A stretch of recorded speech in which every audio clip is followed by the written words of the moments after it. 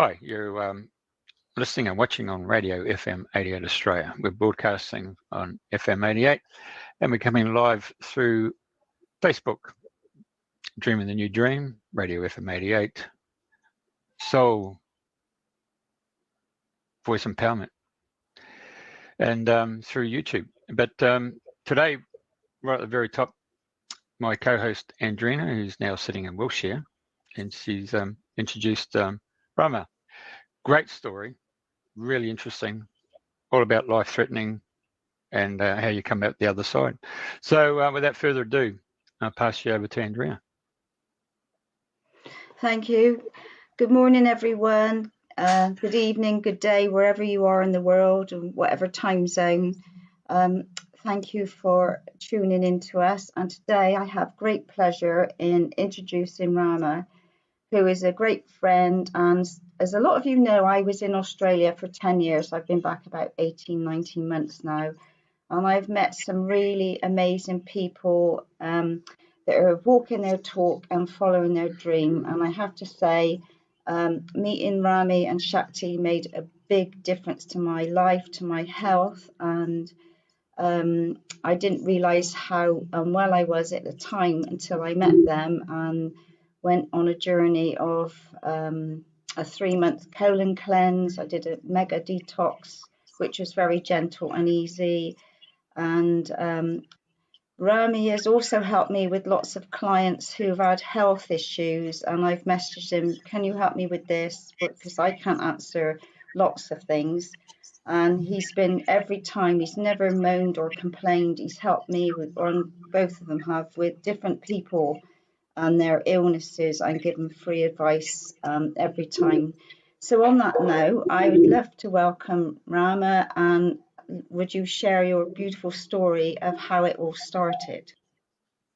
Yeah, thanks, Andrena. It's great to catch up with you again after this time. We spent many times together chatting and enjoying the Australian sunshine over here. So, yeah, my journey, around 12 years ago, nearly died from a number of seizures over a course of a couple of years. There's 5 seizures, and as guys do, I finally went to the doctor, and they couldn't. I did every test under the sun, ECG test, a stress test, blood test, you name it, and there was nothing wrong with me. And so I thought, well, you guys don't really know what you're doing, so I started doing a lot of my own investigation. And then before all that happened, also Shakti had ovarian cancer, and at the time we didn't know much better, so she had the tumour removed, and while they were there they did a full hysterectomy, and meanwhile we had a couple of children around, over the year from 5 to 12 or 10 years old as they grew.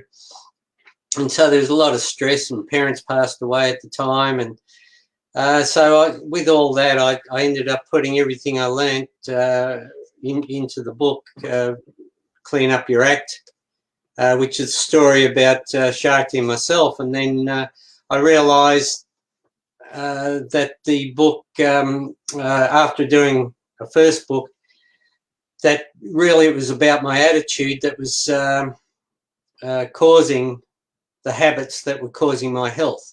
And so in chapter 2 in the book, I go right into that, about the attitude and what we're thinking about, and how it really instigates the habits, and the habits that we have end up creating our lives. So we all, I think this slide Jeff's got there that come up, we all start out around about the same, and same opportunities, and as we go, we have things like poor parenting and culture, religion, beliefs, friends. A negative mindset is grown. We're not, through the education system, taught to really shine. We're taught to comply and learn something, recite it in order to get good marks, and then get a good job and pay your taxes. So that makes us a bit bored and lazy. We're not taught to fulfil our purpose. We're taught mainly to, like I was saying, comply, very regimental, army-based style of education. And so, yeah, we become bored and lazy and fearful. We don't exercise. We start to blame others for our life, the government, the medical industry, whatever. We become a bit of a victim. So we're not happy. We've got no passion in our lives. We've got no purpose, no direction, and life sucks pretty well. So we want to feel better. So we start looking for external happiness, and which is basically escape, a bit of relief out of our lives. So we look at things like smoking, drugs, medication, alcohol, gambling, sex, internet, coffee, energy drinks, whatever, anything to give us relief. And we end up with things that we, excuse me, we have fairly consistent issues then which go on throughout society. We end up with drinking very little water, and we have toxic buildup and foggy brained, and we get detached, we put on weight, we have behavioural and relationship issues, and that makes us happy, and we become self-centred, no consideration for others, and as time goes on, we become fearful of our future, and you know, especially these days, you can imagine a 18 to 20 something millennial, and they've invested maybe $100,000 debt in the HECS high school or college bill, and they come out of it, and then they end up with this, you know, can of worms that where they can't get a job, they can't leave their home, you know, lockdowns, whatever, and it must be really depressing. So they listen to mainstream media too much and get the fear build up that's going on. So with that, they start to worry. They have become very emotional, and when you're emotional, you tend to make really emotional choices, and they're not always the best choices. We have a lack of sleep, which really impacts on our choices and well-being again. And we start to have no consideration for others. We become very self-centered, and whatever makes me happy at somebody else's expense. With that, we tend to build up our gut a bit, and we end up with constipation because of the poor diet and that we've seeking relief. We end up with constipation, build up an acid body, our eyesight declines, and then because we haven't got full control over the body, we tend to put ourselves in incidences that cause injury and disease, and we catch virus infections. We end up trying to solve things with surgery rather than looking at the cause, and on medication, and we get intolerant.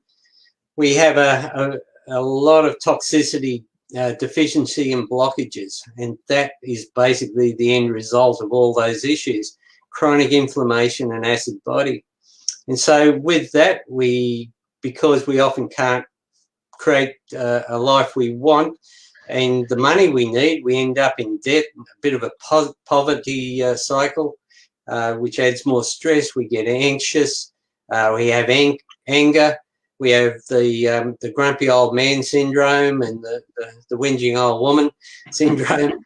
So and even couples that have been together some 20, 30 years, we know, are splitting up because they're not handling each other now, because they've actually got to live together instead of escaping to work. So with chronic fatigue and that builds up from that, and become lonely, depressed, quite sad, and eventually can end up with suicide. And I know recently, it's not reported so much in the news, but we know a guy, a first responder in the Sunshine Coast, that attends 7 to 9 suicides every week.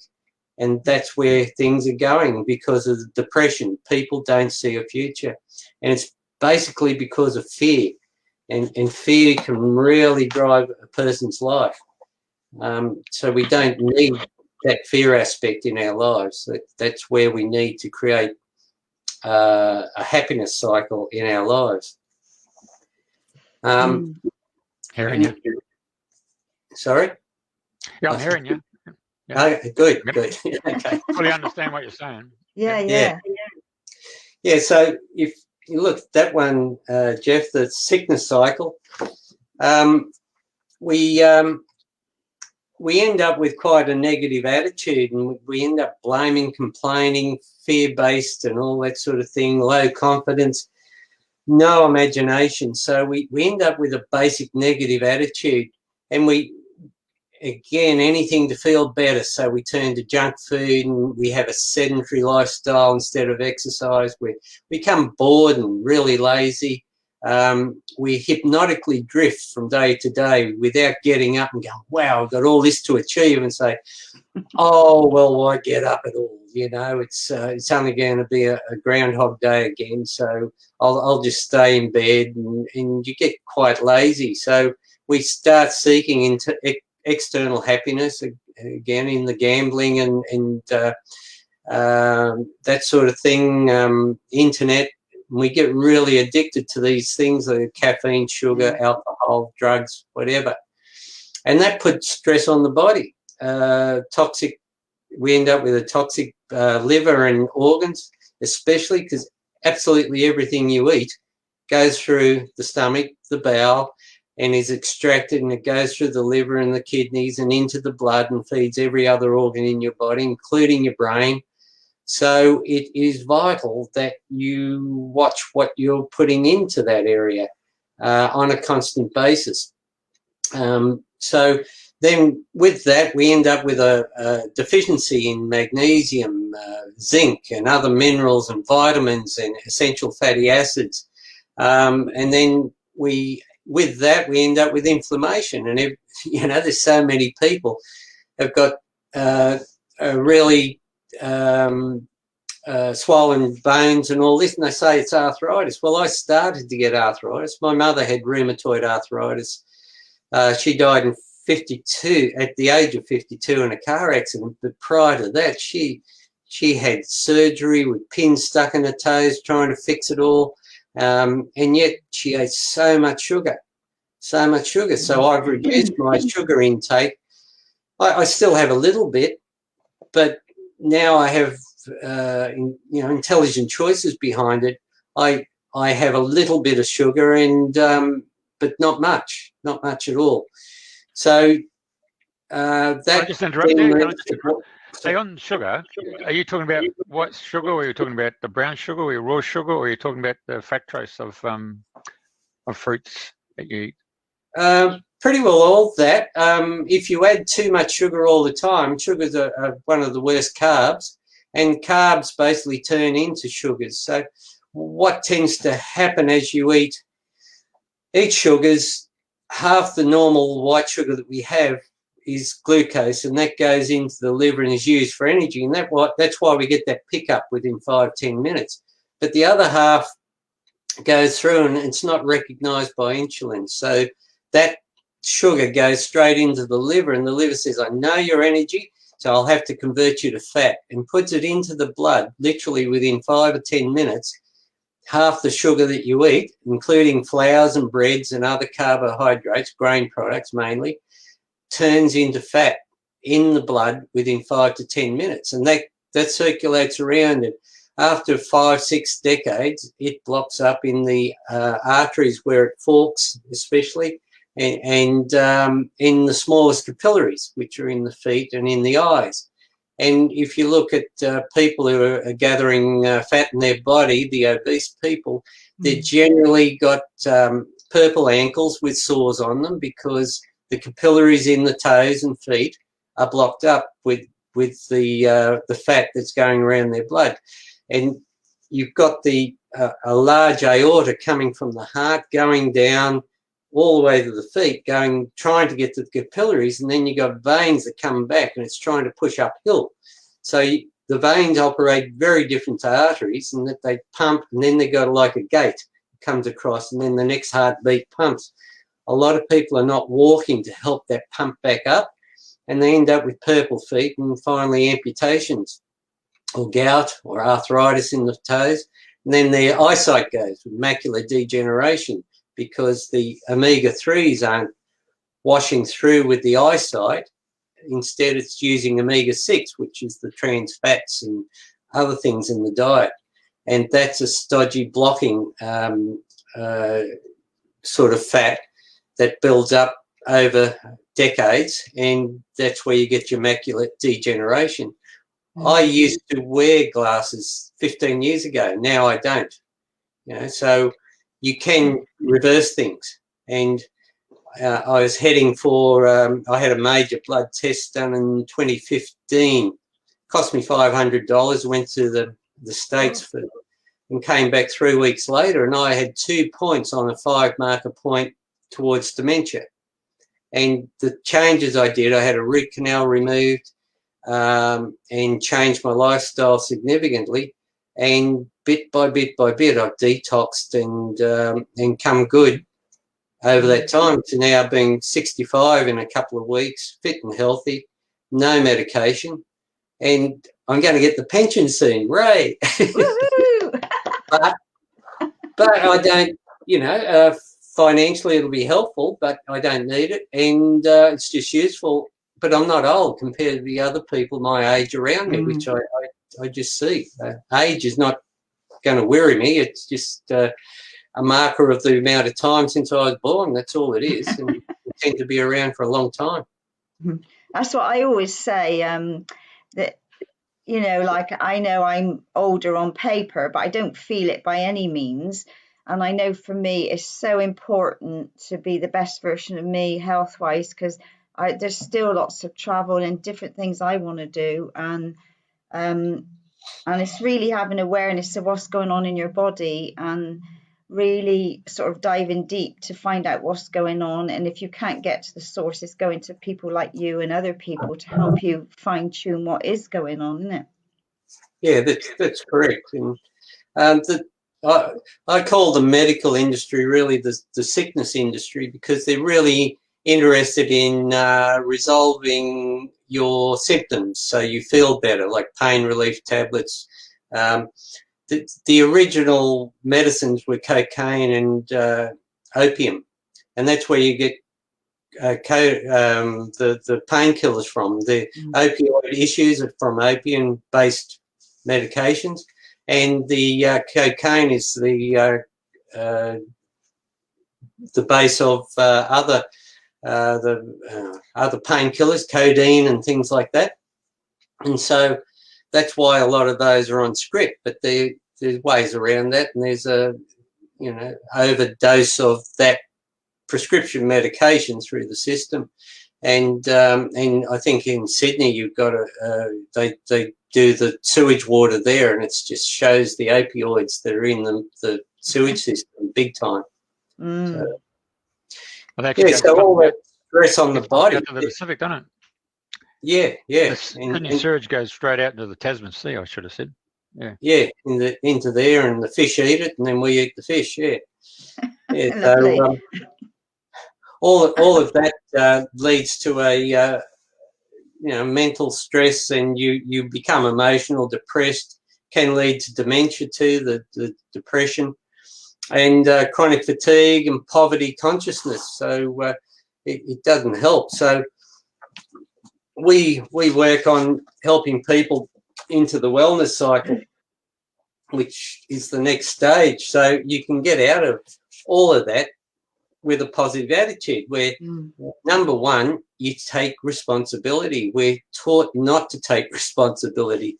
This whole thing that's going on at the moment is about, fear and division, dependency on the government, and then ultimately control. So if you've got those 4 stages, at each of those, it's about not taking responsibility, handing over responsibility to somebody else, and like the sickness industry or the government, they've made decisions to save us, and we are the people here that can take responsibility for our own health.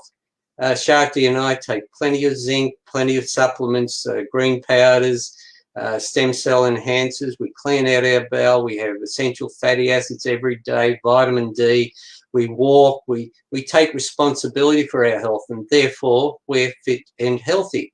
Those who choose to be on medications, well, the average medication has normal medication has an average of 70 side effects that are not supportive to the body. So, but things like steroids might lower the cholesterol. However, they won't add to the quality of life because they'll add some side effects, and they won't add to longevity of life. Whereas walking for 30 minutes a day, 3 days a week will add 2 years to your life. Taking good essential fatty acids like salmon oil, like having a feed of canned sardines or something like that a couple of times a week will increase your life by 5 years. So it's quite amazing. Just by eating better, you end up with a better lifestyle and longevity. It's all about a quality of life right through to when you pass. And my particular family, Shakti's grandparents had a very longevity of life into their hundreds. Her parents were around the 70s. Mine were around the 60s and 70s. I've already outlived some of my ancestors. So because of their choices, and it was mainly sugar-based diet. Yeah, can I ask a question? Because I know all the things you do is important, and but you also a great one for doing coffee enemas and colonics, aren't you, as well, for really cleaning the gut out? And I know I've had a few of both, and I know at both of them, it was like fresh air was going into my stomach, and I just felt so different inside. Amazing. So you're a great advocate of the coffee enemas, aren't you? Yes, in fact, I'm going to do a live demo now. So. Lovely. It's okay. I'll save you. Swiftly moving on. I've actually devoted a whole chapter 9 in the book about coffee enemas. I do essentially pretty well one a day. Sometimes I'll do one every second day. But when you're taking coffee orally, coffee itself is reasonably good for you because it's got good phytonutrients. But when you take it with dairy, the dairy encapsulates those phytonutrients and really locks them away and doesn't help the body. It just puts a burden on it. So we add coconut cream to our coffee, and I stopped having the cappuccino. So I have a long black with a bit of coconut cream in it. Absolutely good for you. The coconut cream's good. The coffee is actually good in moderation. I only have about 2 cups a day, 2 shots a day. And some days I miss out on a cup of coffee and I don't get a headache. So I'm not addicted to it and I don't need it, but I do enjoy the flavour, a little pick-me-up. But when you take coffee through the other end, through the anus, it goes in through and absorbs directly into the liver. And when it absorbs into the liver creates 7 times the amount of glutathione that normally puts out. And glutathione goes around the body. It's the ultimate antioxidant that goes around the body. It also opens up, dilates the blood vessels. So any toxins that are stored in the liver are transported into those blood vessels, which go directly to the large colon, and you pass out the bowel. In my detox sessions that I can go through, like I went through one the last couple of days. Yesterday I had a headache big time in the temple, and yesterday afternoon I had a coffee enema after doing a natural motion, and the headache went away within 20 minutes. It is that strong, that powerful. And it's hard to tell people how to do it. As you know, Shakti sat outside the bathroom door and instructed you without looking. Thank you for sharing that information. That's all right. Yeah, I know, because I had all these tubes and things. I was thinking, oh my God, where do I put these and what do I do with them? Yeah. So she coached me through the bathroom door. And it can be daunting the first time, but once you do it a few times, and you will have the odd accident, which is a bit of a clean-up, but hey, life's like that. That's why I've gone in a full chapter, step by step. I'm a anally retentive Virgo, and I just there's no crap in the book. It's just a step by step. Do A, B, C, and D, and then at the end of it, clean it up, and this is what you can expect. So. Yeah, that's been one of the major things in detoxing. So yeah, we then look at the detox cycle, the wellness cycle, and again, taking responsibility, removing the causes of your stress, whatever you're doing, like yeah, things like alcohol you might like. Well, I used to have a beer pretty well every night of the week, and I justified it because the doctor said, oh, in moderation is good, or a glass of wine every night's good. Every shot of like a glass of wine, a full beer, or a shot of whiskey is all relative the same alcohol. So one of those shots distracts the liver from doing its job for 2 hours. And the toxins that go into the liver to do that come out the other side 60 times more toxic, right? And that's where you need a good diet to come in with good iodine that you've been taking to help with the thyroid to send the signals to make the good amino acids to deal with those toxins and turn them into water-soluble toxins. It's the key. And then they will then move out through the bowel and the bladder.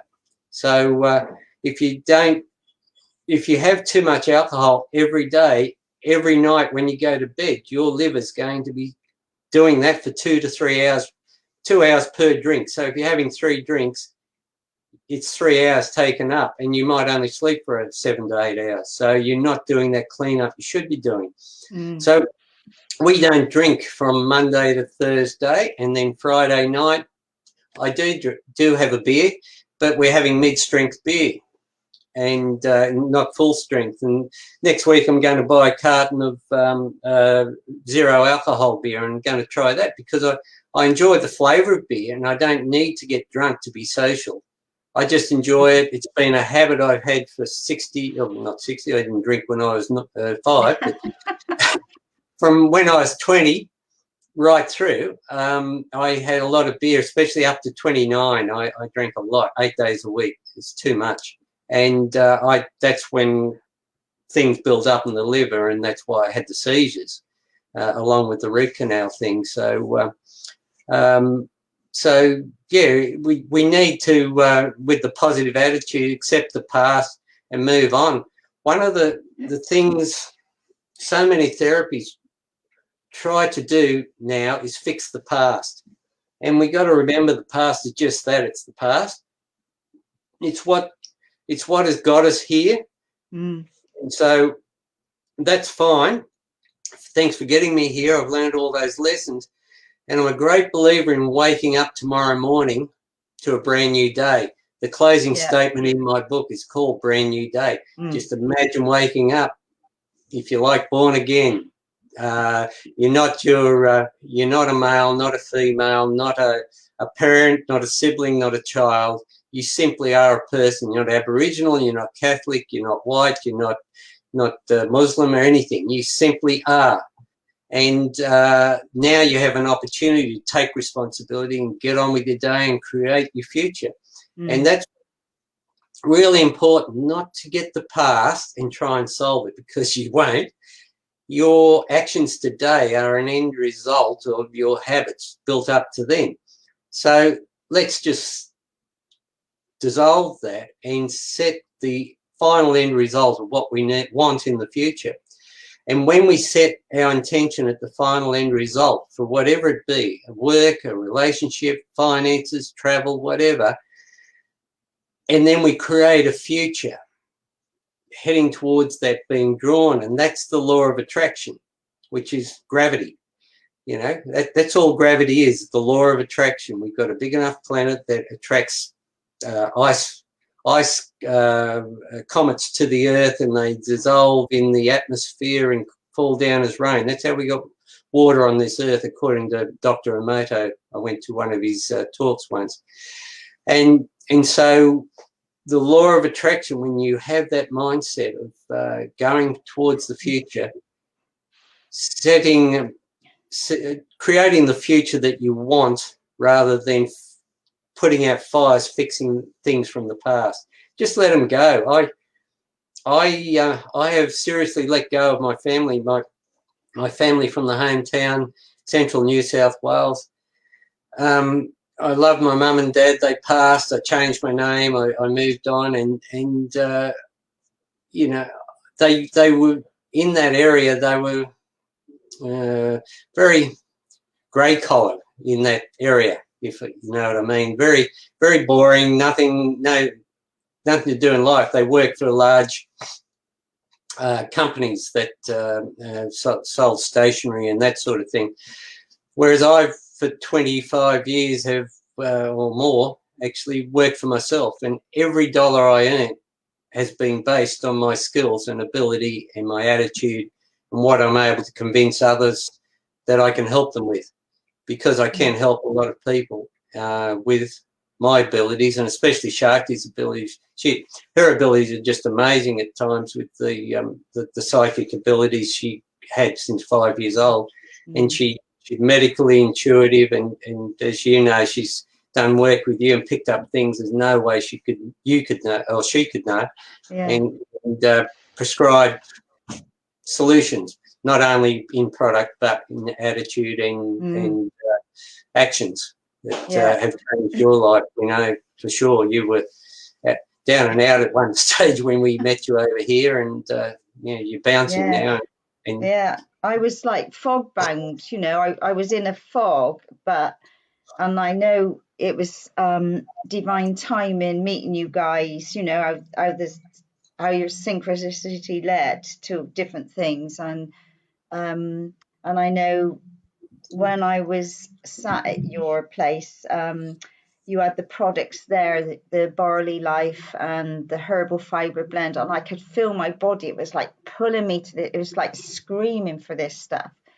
And I know that with both of your guidance, I started to feel so much better, and I didn't realize how under par I was feeling until I started changing things.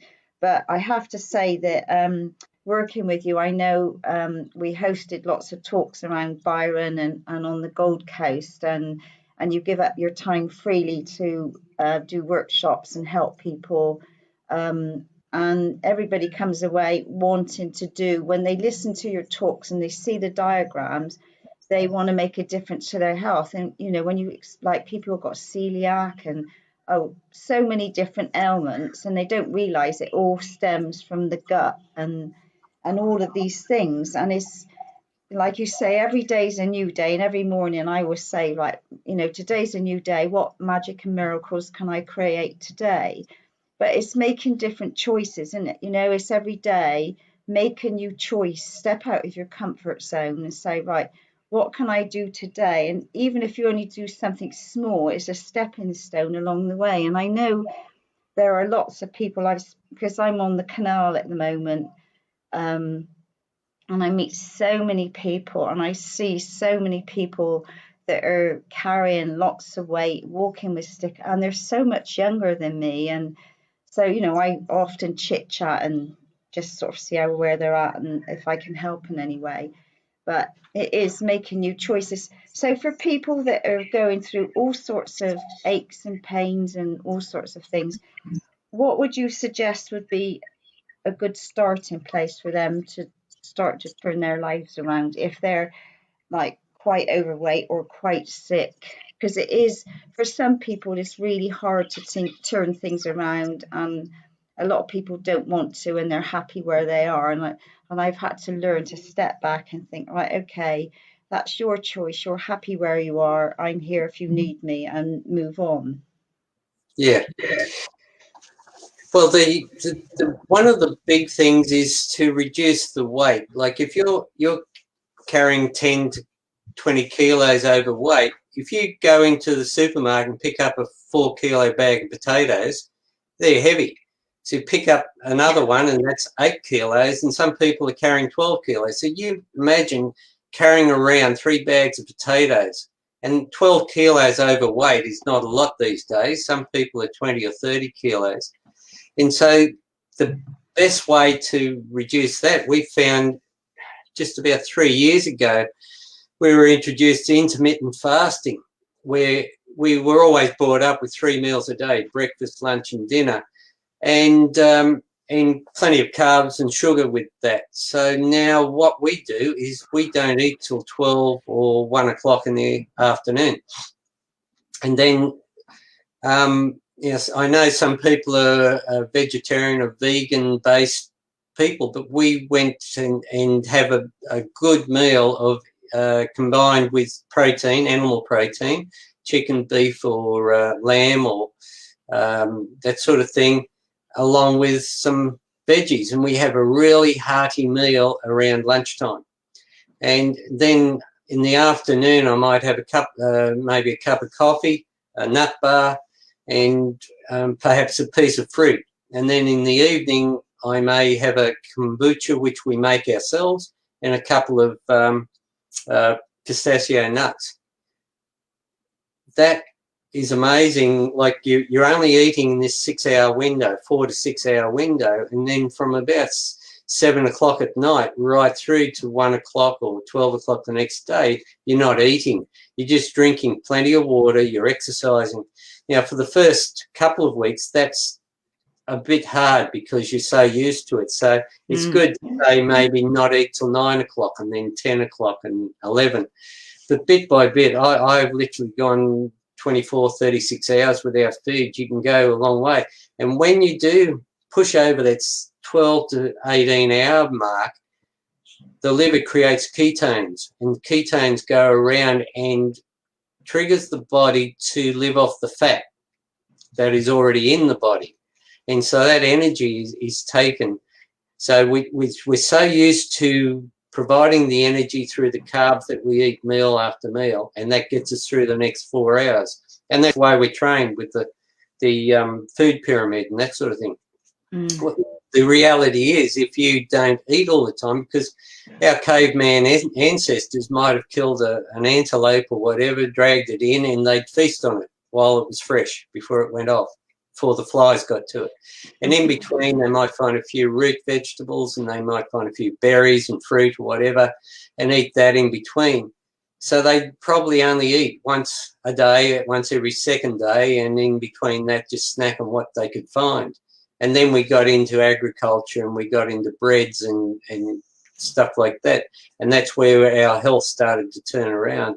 So if you're eating along those lines, and then plenty of fibre, like we have the herbal fibre blend before our meals still, plenty of good fibre. We actually mix up some psyllium husk and some flaxseed. We grind that down and mix that. Excellent source of fibre, that 30% flaxseed and then the rest in psyllium husk. Along, have that 20 minutes before a meal, and then have that good solid meal. Drink heaps of water in the morning and flush it through. Your urine really smells. When the urine really smells, it means that's the toxins out of the liver that are being displaced, because you're drinking plenty of water. The body's relying on fat that it's stored, and when it's storing fat, fat is the first place that toxins are stored. So when you're eating, overeating more than you need for energy, the body then says to the insulin, store that fat somewhere, and the first place is in the liver, and you get that fatty liver disease, alcoholic and non-alcoholic fatty liver disease. And that stops the function of the filter in the liver, and all of our body's blood goes through the liver every 3 minutes. It's filtered through 500 times a day. So if you've got a fatty dysfunctional liver, you've got fatty dysfunctional blood that feeds every other organ in the body and therefore the brain. And that's where the gut influences the brain, because 95% of the serotonin is actually made in the gut, and transferred up through the vagus nerve into the brain. So if you've got a toxic gut from eating all this crap, you're going to have a toxic brain, and there's your dementia, your Alzheimer's, and that sort of thing. So, yeah, so changing that diet, we found, to intermittent fasting. It can be called a ketone diet if you want. It does involve, for those who are open to eating meat protein, that's fine. If you're not, look for a good plant type of protein, or if you, some people eat fish in lieu of, just make sure it's not toxic, the fish. And eggs, a little bit of dairy, that sort of thing is good animal protein too. That's not directly a meat. So that and supplementation, moderate exercise. I walk 4 days a week, push weights 2 days a week on our home gym. And then on Sundays, I don't. Sunday's my day where I don't intermittently fast. I get up and I have a beautiful bacon and egg breakfast and a slow one with a cup of coffee. It might be anywhere from 7 to 9 o'clock in the morning. Sit back, look at a few videos, whatever. Bit of time out for myself, and then I get on with my day, and I might not eat again till I'm hungry. A lot of people say, "Well, it's 12 o'clock. We've got to eat," and no, I might not eat till 3 o'clock in the afternoon, and then if we plan it, we might just put on a slow roast and eat that at 3 o'clock in the afternoon with a nice red wine. Bit of time out, bit of community these days is good. We're meeting up with a group of common law people down here on the Gold Coast Sunday afternoon, getting to know that tribe of intelligent people that are making their own future now, instead of some of the people who are too fearful and just choosing not to change these days. It's one of the things is about the attitude. You can call it living in a bubble if you want, but there's often people describe it as a third dimension and a fifth dimensional shift. We're ascending into the fifth dimensional.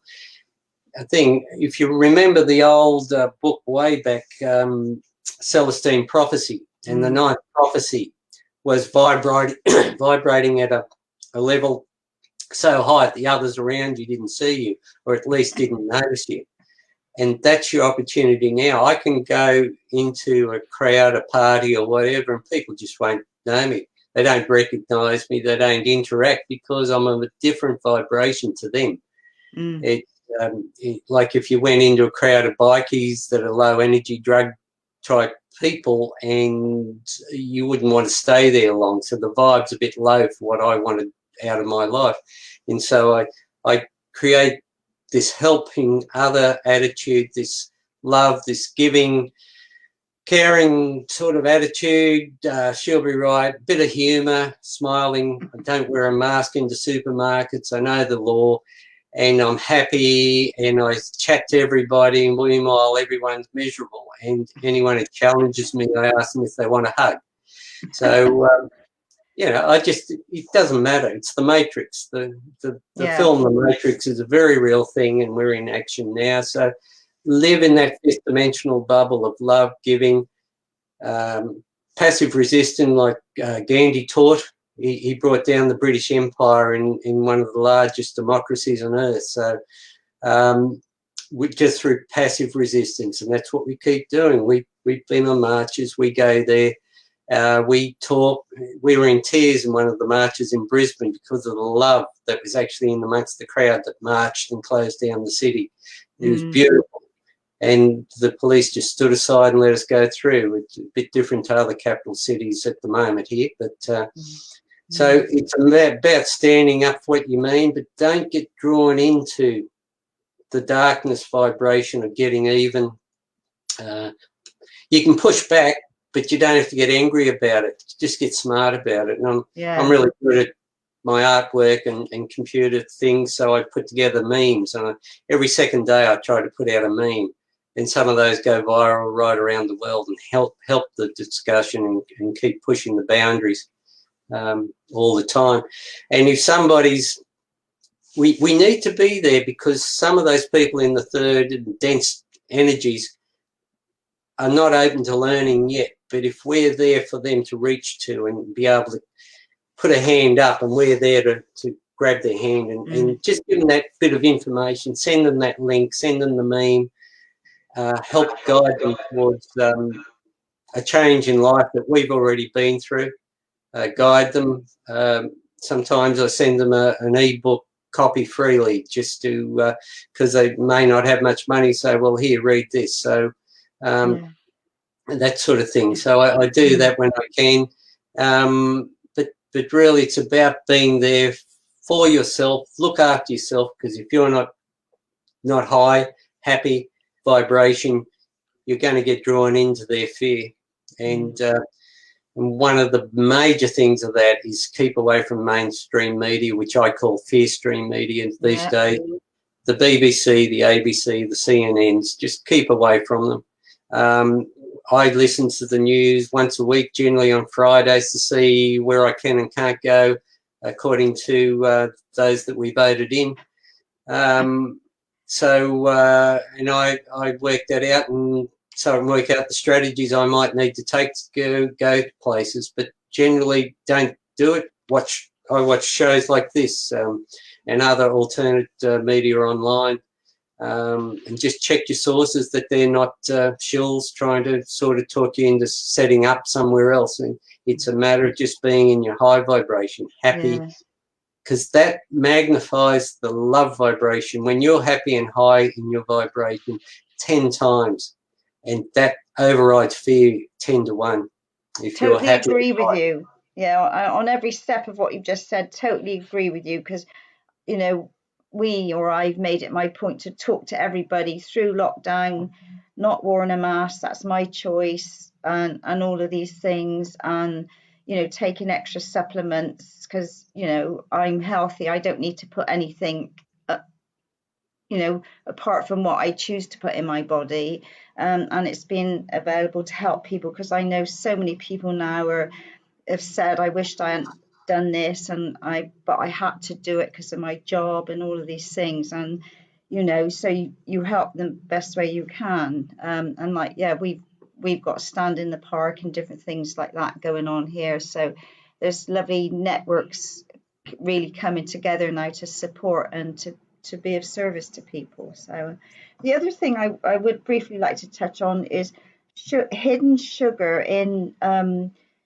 ingredients on like cans of Pepsi and Coke and all of these things. I mean, you know, I thought I wanted some little natural sweets to have in the car, because sometimes you think, well, I could do with a little sweet.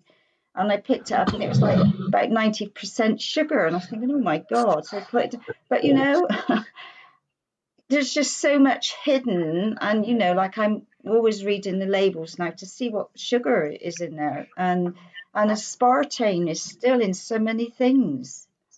Yeah, that's true. And aspartame will lower different aspects in your body too, with the B vitamins and things like that. And people think it's good, but what it actually does is still trigger that sense in the brain that you've had something sweet. So it'll still trigger the insulin thing, and the insulin stores fat. So it still happens, but it's not sugar as such. But yeah, it's hidden. The other day, a supermarket, there was a cereal with a chocolate in it for some reason, and you know, it's one of those grainy things that sports people eat all the time, but it had this chocolate in it, and I looked at it and it was 30% sugar, and that's hidden in the label, which is black printed on dark brown, so you can hardly read it. And if you look at the per 100 grams servings, you can see how many. So it was 29.7 grams per 100, which is 29%. A simple calculation. But then they break it down in these easy to see new panels up the top in black on yellow print. The daily serving of sugar is something like 90 grams, and if you eat one of these, it's only 0.03 of your daily intake. So it's okay. You can go ahead. Trust us. And they're not there. They're not there for your highest good. Skip the middle of the aisles. You know, we avoid that. Just go the fruit, the veggies, the meat. And you know, if you live in communities like we do, there's a thing called the Green Shed every Sunday morning. Organic food is sold there from the growers. So you can go along Sunday morning and buy organic food every morning if you can't grow it. We've just taken on growing our own fresh vegetables here in our little shade house. And we got to do it in the shade house because we got possums and they come along and they eat them all. You know, you can do it all you want and then a possum comes along and eats it all, you know. So our herbs and lettuce and tomatoes and capsicums, we're growing there, and it's a little side project because sometimes you can't go out much, so why not utilise that time to mend your nets, as the fishermen do when the weather's not good. We're doing that all the time, and I'm studying at my age, like you know, we're all in the same era of baby boomers, and technology just wasn't around. Computers weren't invented when I was born, and now they run the world. So we've had to step up all the time. That's a photo that Jeff's just put up of my root canal when I removed that in 2015, October 2015. I had this incredible reaction. Just to explain root canals, when you have a root canal, they drill down, take the root out, and then they sterilise it, and then they fill it with wax. And the wax over time shrinks back about 3%, leaving a void. And bacteria grows in there, and it's an anaerobic bacteria. And so it doesn't sound like much, 3%, but if you do that over 30 years, gradually leaching in through your nervous system, because that's where it's connected to, into the nervous system, your lymph system here, and then right down into the kidneys, and that's one of the major causes of my seizures, was that root canal that I had here in the front right of my face. I was hit in the mouth with a hockey stick in 1985, and I had a root canal then. Didn't know any different. Back then they didn't know much different. Yeah, but I went to a holistic dentist, and he's a naturopath as well, and then my immune system, he said, was running like a Ferrari just to keep me alive. And even though I had the seizures, it was keeping me alive. That's its job. And then when I had the root canal out, and I had green pus under this tooth, and it had moved because my jaw broke underneath the lining of the teeth, and my two molars over here had white pus under it. So two different bacterium feeding into my nervous system 24/7 for 30 years. And so that's why my immune system had to work like a Ferrari to keep me alive. Now I can work like a little a Mazda 3 and get on with life, you know. But it over exaggerated or expressed itself in my rashes around my face because my eyes, well, your eyes are near the brain, and I had 2 stages towards dementia, remember?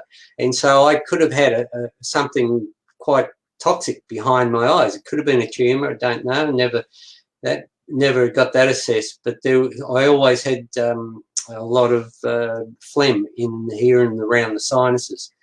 So it came out the eyes, and so, yeah, 2016, that's what expressed itself 9 months later, and then a year later it's still there. You can see the liver spots on my face up on the forehead. There's a fair bit of forehead in my forehead in around that area, turning brown. And then I took some stem cell nutrition, which released stem cells out of the bone marrow, and within 3 weeks, my face cleared up. Now, it's just absolutely amazing when you give the body what it needs. You can get the stem cells to rebuild the body. And now, if you look at my image in this, some of the major spots that were there, like that one, is really dissipated. I've got a few around this side of my face at the moment.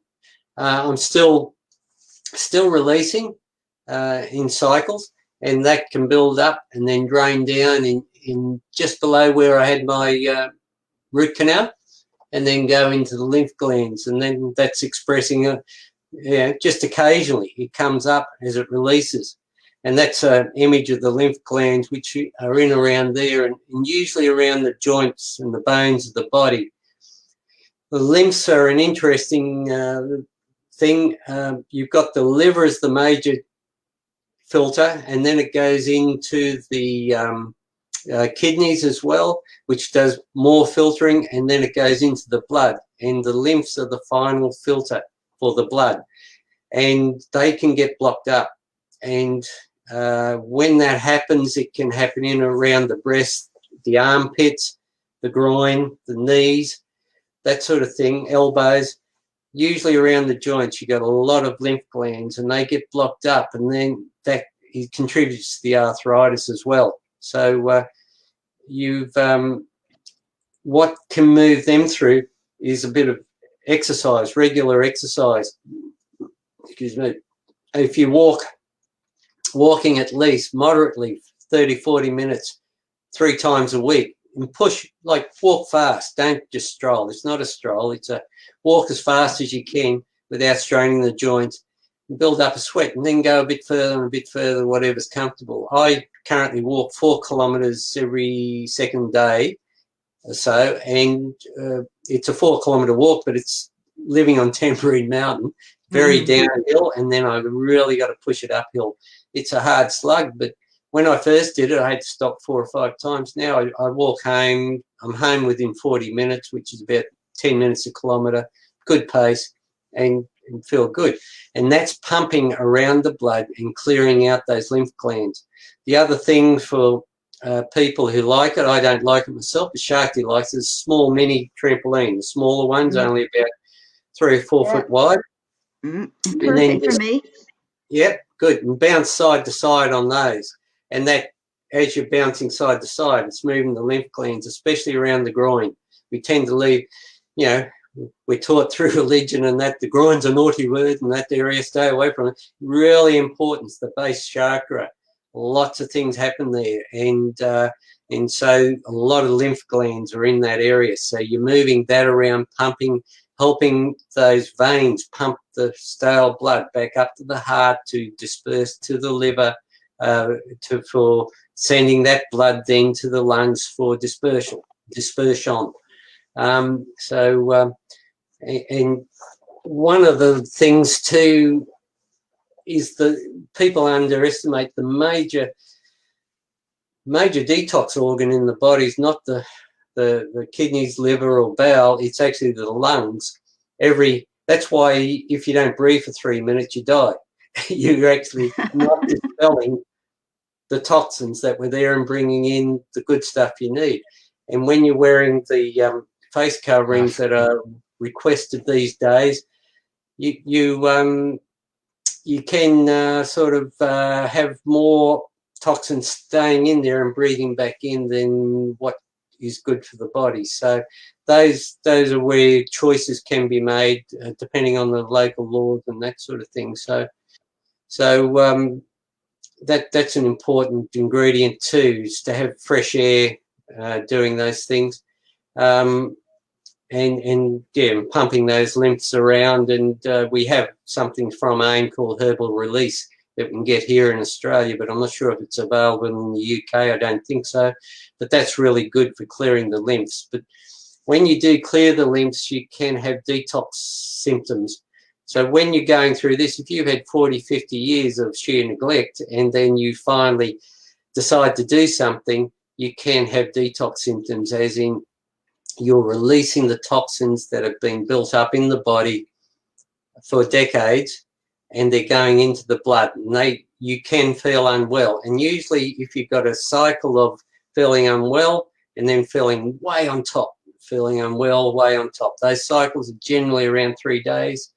And you have a cycle of drinking lots of water and then not much water, and headaches, lethargy, diarrhea, skin rashes, boils, that sort of thing.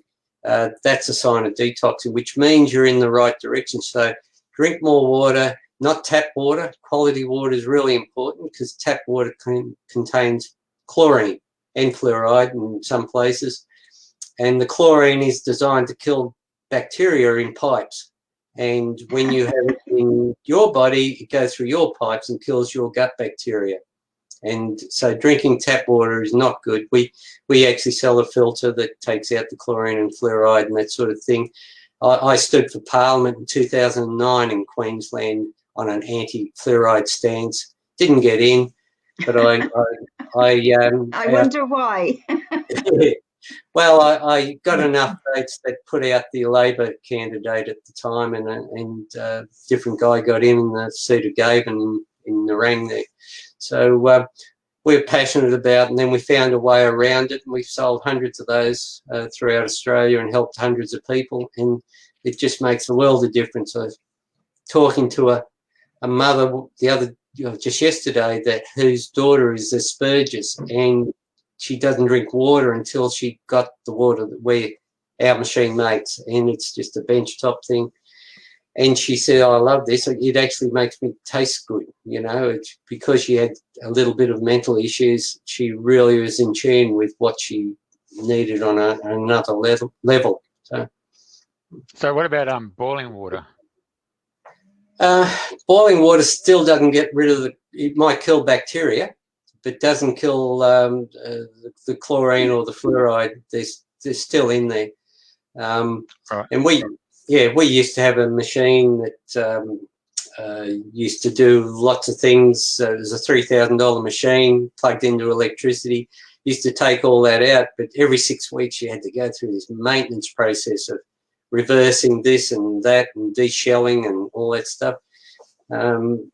We found a better solution. Technology came up with it, and then when we found it and we wanted to help others, we tried to share it around and help people. A lot of people are scared of helping people because there's a perception of selling to them, and absolutely nothing in life happens until you make a sale. As a teenager or 20-something, you find a romance, and as a guy, you're selling yourself to that chick and vice versa. When you want to go somewhere to a pub, you're selling the idea to a mate or your girlfriend. When you like something or a movie, you're telling a friend about that movie, you're sharing with them. And we need to get it out of the head that selling's bad. It's helping others find something else. And that's what we do. And we used to be scared of selling. No, we are totally devoted to helping people, and that sustains us. It means I can stay at home, write books, learn technology. We've got a new YouTube channel starting, Be the Life You Love. It's only got a couple of videos up on it now, but we're learning that. I've written the book up there, that one, and Shakti's just helping so many people every week, and it changes lives. And means we can stay at home and not have to work at a cafe because we're helping people and we gain an income from it. And therefore, we're not a burden on the community. We're fit and healthy. And that photo on the cover of the book is Shakti in Canungra, just west of the Gold Coast. We had a day there when at a little camping ground, and that's when she was nearly 100 kilos.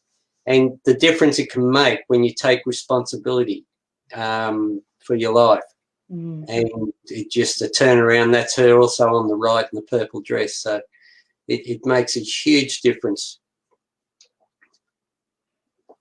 Yeah, fabulous. Going back to, there was a lady that had a question, and I mentioned to her earlier, which I think you've covered, about her blocked lymphatic system, and she's getting all this toxic waste coming out, and excuse me, and now it's in her breast. So trampoline would be a good way for her to start moving it all around as well. Yes, good circulation. It's really about circulation for sure. It's moderate exercise, trampoline, being up around the chest area, moving the arms, getting small weights, 1, 2, 3 kilos, whatever she can handle, and do exercises with her arms so you're pumping in and out and that sort of thing. Yeah. And good quality water.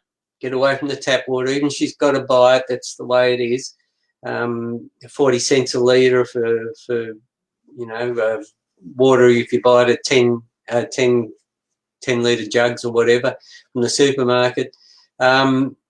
Do that. You should be drinking around about 1 litre for every 25 kilos of weight. So an average person might be, say, 80 kilos, so you want to be drinking at least 3 kilos of water per day to pump things through, rehydrate yourself, because if you dehydrate, it's going to affect you up here because the bowel's not moving through too. The bowel uses a lot of water that's absorbed into the fibre, does its job with the gut flora, and then passes out through the system. So, yeah. So really, yes, it's about moving around, plenty of water. There are some herbal remedies that can help clear lymph nodes, and also a bit of iodine, the Lugol's iodine. Lugol's is a 15%. It's not a brand. It's a 15% iodine mix of. So look, search for some of that. Get some natural stuff. Take 4 to 5 drops of that every day. Just with a meal, with some fat in your meal, and that will go into the thyroid, and the thyroid is what triggers the glands in your around your liver and that to produce amino acids to help with the correct digestion. So in conversion of things to right things to help your body.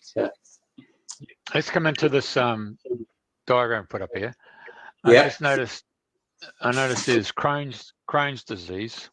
Well, any one of these things that are listed on this chart is the first thing you want to do is detox. Is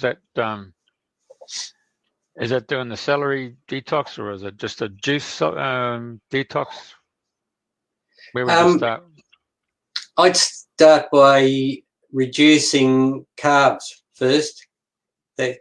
Celery, you can go on these things that are like the celery and that sort of thing, or juice, but they're not sustainable. After a week or 2 or 3, they're not sustainable. But eating less carbs every day and eventually eliminating carbs is the first thing you can do, because carbs are the things that turn to fat that causes the circulation issues. So you can have a donut and a cappuccino, and within literally half an hour, the gut bacteria in your bowel will be different to what it was. And it'll take 3 or 4 days for that to get out of the system as bacteria. If you keep eating carbs every day, the donuts and cakes and biscuits and cereal and grains and breads, it'll contribute to that every 4 hours, and therefore you'll have an unsupported gut bacteria. Everything you eat goes through that area, and it's absorbed through water, goes into the liver, is converted to energy. When it's converted to energy, it'll either be ATP, which you can use, and glucose, or it'll be seen as energy and stored as fat. And if it's stored as fat, it's a place for toxins to gather, and they will gather in those areas. And that's eventually you end up with it stored around your gut area, especially in your backside. It's all mostly in that mid area, so it's easy access. That's the way our ancestry designed it, in that if you feasted on a beast, you might have killed a large buffalo or something, and you might just actually pig out.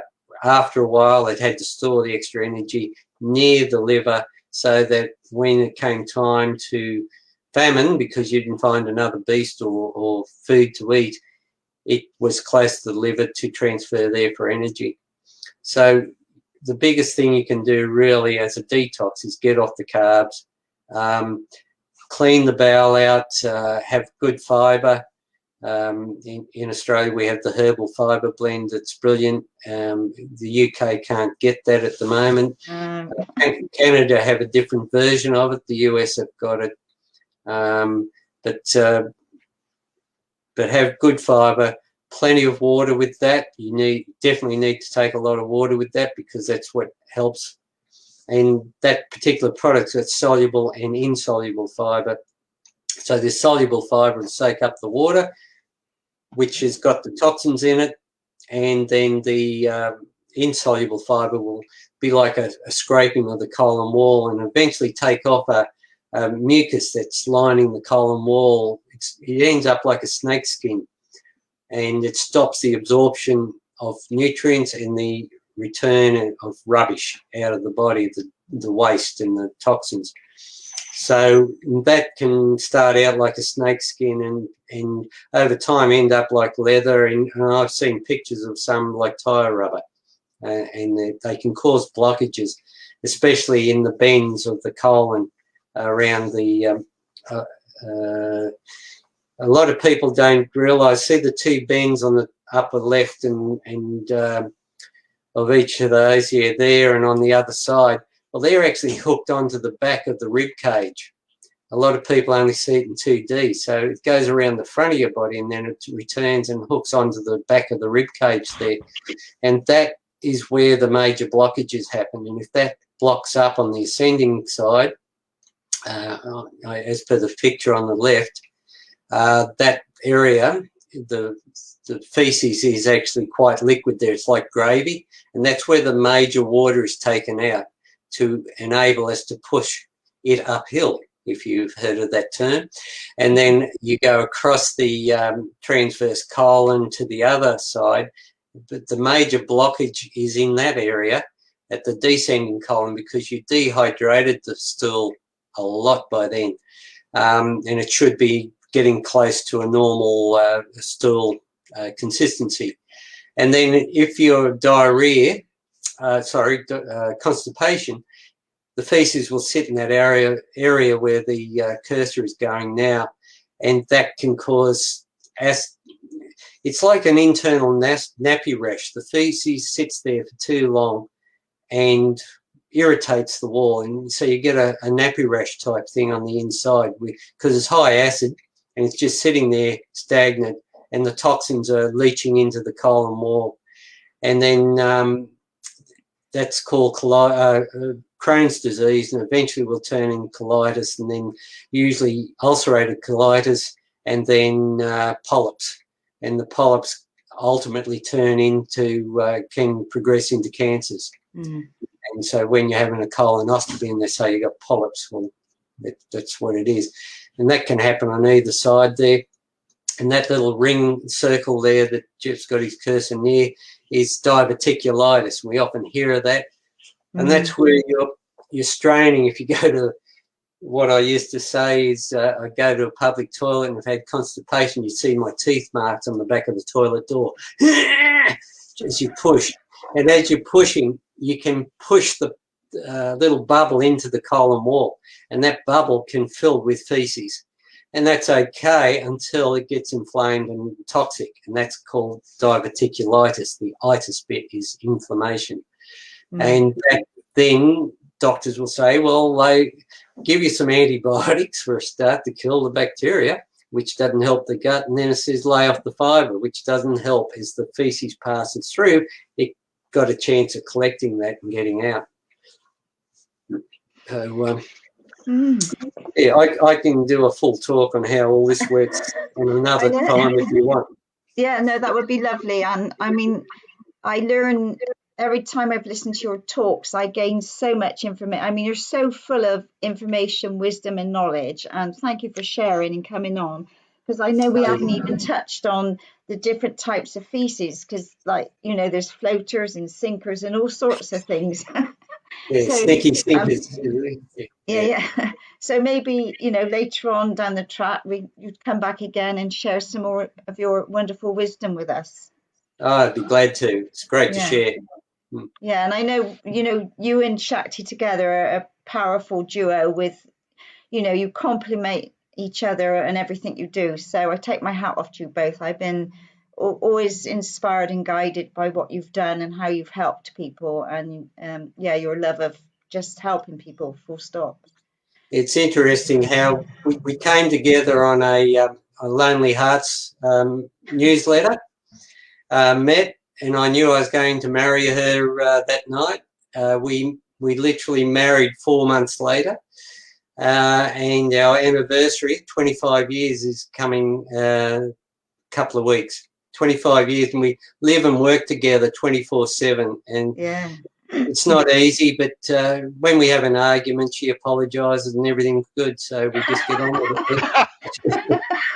I just clocked that. Love it. Yeah. Anyway, But, I'll have her on later on down the track, and then she can say her piece. Oh, she'd love to, yeah. It's about helping people, and in the helping of people, you gain your own rewards and satisfaction. So Shakti is about helping people with a fulfilling lifestyle. It's, at the end of the day, it's fulfillment, meaningfulness through purpose. And that's what we do. We help people do that. We're doing it. And if you've been there, done that, and that's what our YouTube channel is going to be all about, is be the life you love. And that's what we're working on, is helping people live it. And we bought a little A-liner caravan. We're going to travel out back hopefully next year, borders being open and everything. And we want to help people on our travels and just show them how to make a damper and have a good life. And, it's about being happy and sharing and getting the technology right so we can still live stream from Longreach or Alice Springs or wherever, So. Fantastic. Okay. Well, thank you so much for all that you've shared today. It's been absolutely awesome. And people know where to contact you. Your number's been up, and all the links are there for people to connect with you and just connect with whatever they've got going on, and let them you be able to help them. For sure. Yeah. Absolute pleasure. Yeah. So thank you very much for coming on. It's been great. Good. Thank you, brother. Yeah, very good. Thanks, very mate. entertaining. Yeah, very knowledgeable. Yeah. So next time it'll be know your stall, eh? Well, my opening line often in these talks is, I used to talk shit for a living, and now I'm not even a politician. So. What was it you used to have on the back of the car? Yeah, we constipated but carrying on undeterred. Oh, that's it. Yeah. That was always a good line. Yeah. Yes. Okay. All right. Take care and enjoy the rest of your evening. Okay. Thank you. Bye. All right. Bye.